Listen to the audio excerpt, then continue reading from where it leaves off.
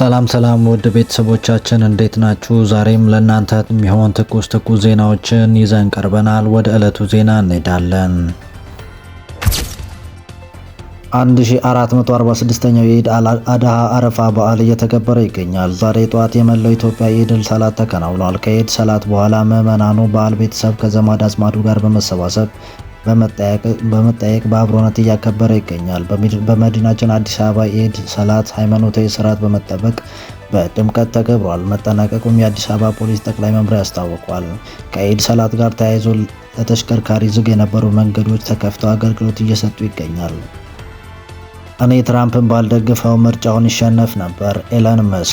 ኤለን መስክ ጥሩ ግንኙነት ነበረን፣ አሁን ግን እንደዛው የሚቀጥል አይመስለኝም። ፕሬዚዳንት ዶናልድ ትራምፕ። የአሜሪካ ፕሬዚዳንት ዶናልድ ትራምፕ ከቀድሞ አማካሪያቸው ደጋፊያቸው ከሆነው የዓለም ቁጥር አንዱ ቱጃር ኤለን መስክ ጋር አለመግባባት ውስጥ ገብተዋል። በማህበራዊ ሚዲያዎች ኃይለኛ የቃላት ጦርነት ውስጥ ናቸው። ሁለቱ ቢሊዮነሮች አለመግባባት በዚህ ሳምንት የመጀመሪያው የኤለን መስክ የመንግስት አዲሱ የቀረበው በጀት አሜሪካ ያለባትን $3.62 ትሪሊዮን ዕዳ ይጨምራል በሚል ከተቃውሞ በኋላ ፕሬዚዳንት ትራምፕ ከመስክ ንግግር በኋላ እኔ እና ኤለን ጥሩ ግንኙነት ነበረን፣ አሁን ግን እንደዛ የሚቀጥል አይመስለኝም ሲሉ ነው የመለሱት። ባለፉት በተደረገው ምርጫ $300 ሚሊዮን በላይ የሆነ ገንዘብ አውጥቶ ትራምፕ ሲደግፍ የነበረው ቱጃሩ መስክ እኔ ትራምፕን ባልደግፈው ምርጫ ይሸነፍ ነበር ያለ ሲሆን ትራምፕ ታሪፉ የአሜሪካን ከዚህ ዓመት በኋላ ወደ ኢኮኖሚ ውድቀት እንደሚወስዳት ተናግረዋል። ትላንት ኤለን መስክ ፕሬዚዳንት ትራምፕ ከኮንግረሱ ተጠይቀው ከኃላፊነት በመነሳት በምክትላቸው ጄዲ ቫንስ በመተካት አለባቸው የሚል ጽሑፍ ሲያጋራ ፕሬዚዳንት ትራምፕ በጀታችን ለመቀነስና ብዙ ቢሊዮን ዶላሮች ከማውጣት ለመታቀብ ቀላል መንገድ ለኤለን መስክ የምንሰጠው ድጎማና ኮንትራት ማቋረጥ ነው ብለዋል። ሁለቱ ቢሊዮነሮች የየራሳቸው ማህበራዊ ሚዲያ ሲኖራቸው ኤለን መስክ በኤክስ ትራምፕ ደግሞ በትሩዝ መልስ ሲመላለሱ ብለዋል። ኤለን መስክ ድርጅቱ ቴስላም አለመግባባት በኋላ የአክሲዮን ዋጋው በ14 በመቶ የቀነሰ ሲሆን በታሪኩ ከፍተኛ የሆነ $150 ቢሊዮን የገበያ ዋጋም በአንድ ቀን አጥቷል። ኤለን መስክ 129 ቀን በኋላ ባለፈው ሳምንት ከተሾመበት ኃላፊነት የለቀቀ ሲሆን ኃላፊነቱን የመንግስት ብክነት መቀነስ ላይ ያተኮረ ነበር። ከቀናት በኋላ መስክ በማህበራዊ ሚዲያ የቀረበለት በጀት የአሜሪካ ዕዳ የሚጨምር ነው፣ የምታጸድቁት ሰዎች ማፈር አለባችሁ ካለ በኋላ ፕሬዚዳንት ትራምፕ ስለ በጀቱና ከማንም ሰው የተሻለ ኤለን መስክ ያውቃል፣ ድንገት ተነስቶ ችግር መፍጠሩ አናዶኛል ብለዋል። መስክ አዲስ ፓርቲ መመስረት አለበት የሚል ሀሳብ እያቀረበ ናቸው። ኤለን መስክ በኃላፊነት በነበረበት ወቅት የአሜሪካ ተራድኦ ድርጅት ጨምሮ በርካታ የአሜሪካ መንግስት ተቋማት አላግባብ ወጪ እያወጡ ነው በሚል በከፊልና በሙሉ ለሙሉ እንዲዘጉ ያደረገ ሲሆን በተግባሩ $180 ቢሊዮን ማዳኑን ተገልጿል። ሁለቱ ሰዎች አለመግባባት የአሜሪካ ፖለቲካና ኢኮኖሚ ወደ ሌላ አቅጣጫ እየወሰደ እንደሆነ ተመልክቷል። የኦሮሚያ ነጻነት ጦር ኦነጦ ብሎ ራሱን የሚጠራው መንግስት ሸኔ እያለ የሚጠራው ኃይል በቤኒሻንጉል ጉሙዝ ክልል በመተከል ዞን ቡለን ከተማ መቆጣጠሩን የአካባቢ ነዋሪዎች ለሀበሻ ገልጿል። በቤኒሻንጉል ጉሙዝ ክልል በበርበራና በደን ባጤ የሚባሉ አካባቢዎች በሚኖሩ ዜጎች ይህን ዜና እየተጠናከረ ባለበት ሰዓት የኦነጦ ታጣቂ በከተማው ውስጥ ወረራ እየፈጸሙ እንደሆነ ተናግረዋል። የአካባቢው ነዋሪዎች ለሀበሻ እንደገለጸው ባለው የጸጥታ ችግር የተነሳ በርካታ ሰላማዊ ሰዎች ላይ ጉዳት እየደረሰ ነው የሚል ዜና ተናግረዋል። በአካባቢው የመንግስት ታጣቂዎች የሉም የሚሉት ነዋሪዎች ታጣቂዎቹ በተመረጡ ሰዎች ላይ ጉዳት እያደረሱ ነው፣ የሚመለከተው አካል ይድረስልን ብለዋል። ከሰሞኑ የቦሮ ዲሞክራቲክ ፓርቲ መተከል ዞን በቤኒሻንጉል ጉሙዝ ክልል ዋና ከተማ አሶሳ በጣም በብዙ ርቀት በክልሉ መደራጀት አለባቸው በሚል ሀገራዊ ምክክር ኮሚሽን አጀንዳ ማስገባቱ ይታወቃል። በቡለን ወረዳ አካባቢ ነዋሪዎች በወረዳው ላይ ሰላም ጠፍቷል፣ የሚመለከተው አካል ምን እያደረገ ነው በሚል ከሰሞኑ ድምፁን እያሰማ እንደነበር ይታወቃል። የኢትዮጵያ አየር መንገድ ወደ ፖርቹጋል ፖርቶ አዲስ በረራ ጀመረ። የቱሪዝም ሚኒስተር ሰላማዊት ካሳ በዚህ የበረራ ማስጀመሪያና የፖርቹጋል ብሔራዊ ቀን በዓል ላይ ተገኝተዋል። ይህም የኢትዮጵያ አየር መንገድ ያስጀመረው በረራ በሳምንት 4 ጊዜ የሚደረግ ነው። በቱሪዝም ሚኒስተር ሰላማዊት ካሳ በመርሃ ግብር ላይ ባደረጉት ንግግር የዚህ በረራ የመጀመሪያ የፖርቹጋል ዜጎች ለአፍሪካ መግቢያ በር የሆነችው ኢትዮጵያ መጎብኘት እንዲችሉና ወደ ሌሎች አፍሪካ ሀገራት በቀላሉ መጓጓዝ እንዲችሉ ምቹ ሁኔታ የሚፈጥር እንደሆነ አንስተዋል። በሁለት ሀገራት መካከል ያለው ዘመናትን ያስቆጠረ ዲፕሎማሲያዊ ግንኙነት ለማጠናከር ከፍተኛ አስተዋጽኦ እንደሚኖር ተናግረዋል። ይህም በረራ በተለይ በቱሪዝም ዘርፎች ያላቸው ትብብር ከፍ ለማድረግ የሚያግዝ መሆኑን ያነሱት ሚኒስትሯ በስፖርት በቱሪዝም መዳረሻ ልማት ስራዎች ዙሪያ ከፖርቹጋል ጋር በጋራ መስራት እንደሚገባ ገልጿል። ወደ ፖርቹጋል ፖርቶ የሚደረገው በረራ ማስጀመሪያና የፖርቹጋል ብሔራዊ ባህልና ቱሪዝም ሚኒስትር ዴኤታ ዶክተር እንደገና አበበ፣ የፖርቹጋል አምባሳደር ሉዊስ ፍራንኮስ እና የኢትዮጵያ አየር መንገድ ግሩፕ ምክትል ስራ አስፈጻሚ አቶ ለማ ያደቻን ጨምሮ ሌሎች ጥሪ የተደረገላቸው እንግዶች ተገኝተዋል።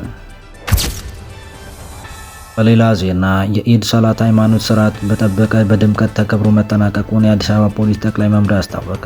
1446ኛው የኢድ አድሃ አረፋ በዓል አስመልክቶ በአዲስ አበባ ስታዲየም፣ በአቃቂ ቃሊቲ፣ በሌሎች ክፍለ ከተሞች በሚገኙ መስጊዶች በተደረገው ኢድ ሰላት ሃይማኖታዊ ስርዓት በጠበቀና በድምቀት ተከብሮ መጠናቀቁን የአዲስ አበባ ፖሊስ ጠቅላይ መምሪያ አስታውቋል። 1446ኛው የኢድ አድሃ አረፋ በዓል በድምቀት እየተከበረ የሚገኘው ሲሆን በዓሉን አስመልክቶ በርካታ በእምነት ተከታዮች የአዲስ አበባ ስታዲየም፣ በአቃቂ ቃሊቲ፣ በሌሎችም ክፍለ ከተሞች በሚገኙ መስጊዶች ያደረጉት የኢድ ሰላት ሃይማኖታዊ ስርዓት ጠብቆ በድምቀት በሰላም ተከብሮ መጠናቀቁን የአዲስ አበባ ፖሊስ ጠቅላይ መምሪያ አስታውቋል። የኢድ ሰላት ጋር ተያይዞ ለተሽከርካሪዎች ዝግ የነበሩ መንገዶች ተከፍተዋል፣ አገልግሎት እየሰጡ መሆኑን ፖሊስ ጨምሮ ገልጿል። ኬንያ ኢትዮጵያ በዳዋ ወንዝ ላይ ድልድይ ሊገነቡ ነው። ኬንያ ኢትዮጵያ በሁለት ሀገራት መካከል የሚገኙ ማህበረሰቦች ለማገናኘት ሁለት ድልድዮች ሊገነቡ እንደሆነ የተነገረው። ሁለት ሀገራት በጋራ ባወጡት መግለጫ በዳዋ ወንዝ ረሃማና ሱፍት በኩል ለአካባቢ ማህበረሰቦች የጤና ትምህርትና የገበያ መዳረሻ ለማሳለጥ የሚያግዙ ድልድዮች እንደሚገነቡ አስታውቋል። ዘርፉ ጥቅም ይሰጣል የተባሉ ድልድዮች ሁለቱ ሀገራት በጋራ እንደሚገነቡ ፒፒኤልዲኤል ዘግቧል።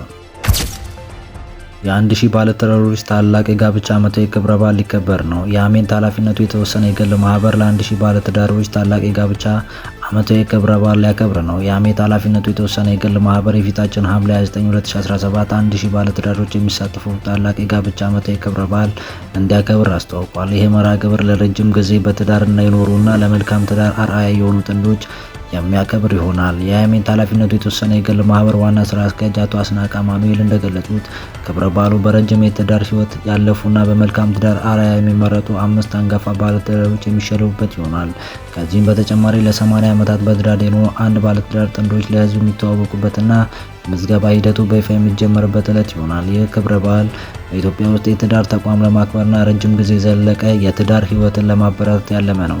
የአሜንት ኃላፊነቱ የተወሰነ የግል ማህበር ባለትዳሮች የጋብቻ ዓመታዊ ክብረ በዓላቸውን እንዲያከብሩ በትዳር ህይወታቸውም ስላስመዘገቡት ስኬት እንደሚመሰክሩ ልዩ ዕድል የሚሰጥ መርሃ ግብር ነው።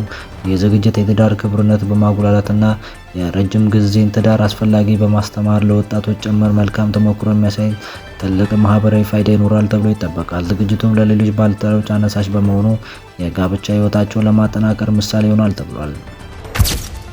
የ2018 የፌዴራል መንግስት በጀት በብር ቢጨምርም በዶላር ስሌት ከፍተኛ ቅናሽ አሳየ። የፌዴራል መንግስት ለ2018 ባዘጋጀው በጀት ከዘንድሮ አኳያ ከግማሽ ትሪሊዮን ብር ገደማ እድገት ቢያሳይም በዶላር ሲሰላ ከፍተኛ ቅናሽ አስመዘገበ። ለሚቀጥለው ዓመታት የተዘጋጀው በጀት 2 ትሪሊዮን ብር የሚጠጋ እንደሆነ የጠቅላይ ሚኒስትሩ ጽህፈት ቤት አስታውቋል።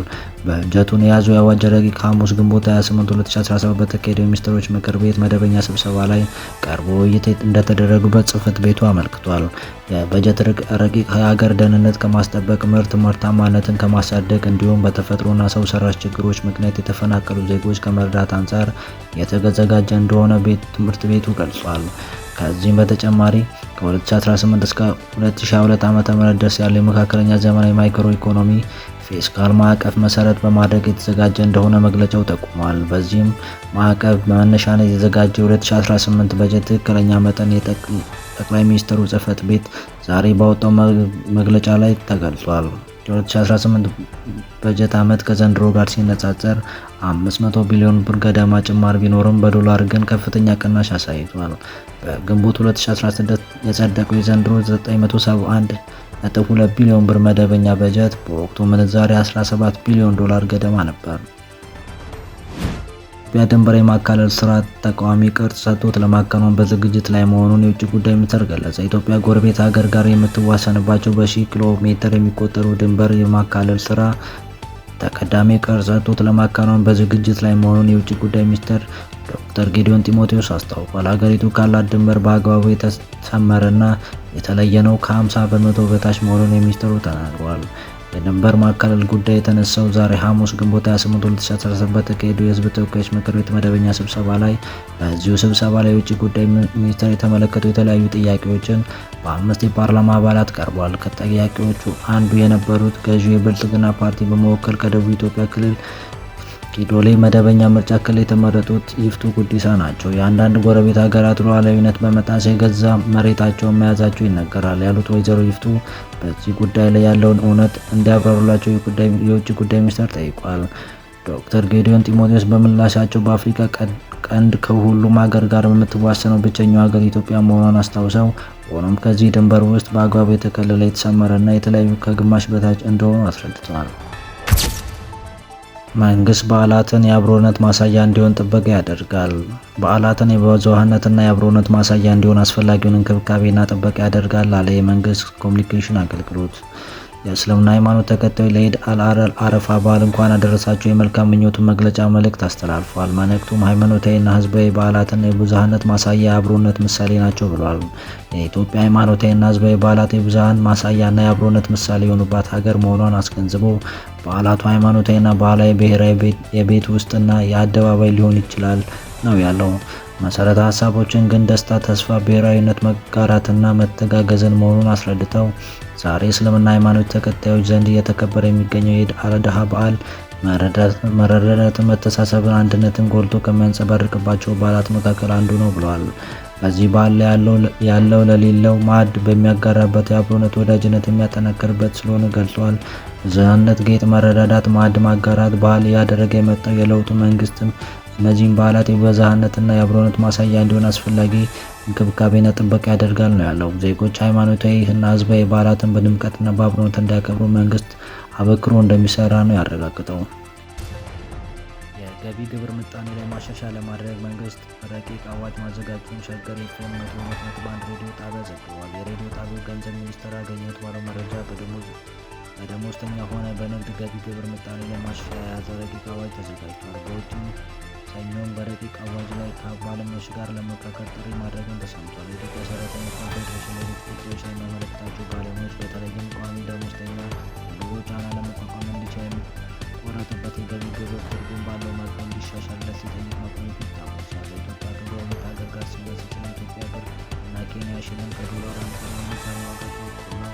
በኢትዮጵያ 600 ብር ጀምሮ የሚያገኙ ደሞዝተኛ የገቢ ግብር ይቆረጥበታል። በኬንያ ደግሞ የገቢ ግብር የሚቆረጠው 4000 ብር ደሞዝተኛ ጀምሮ ነው። በኢትዮጵያ ደግሞ 10000 ብር ከዚያ በላይ የሆነ ተቀጣሪ 30 ሚሊዮን ገቢ ግብር ሲቆረጥበት፣ በኬንያ ደግሞ 800,000 ብር ደሞዝተኛ ጀምሮ 35 በመቶ የገቢ ግብር የሚቆረጥበት ይሆናል። ሰብስክራይብ፣ ሼር፣ ላይክ፣ ኮመንት በማድረግ ትብብራችሁ አይለየን። እናመሰግናለን።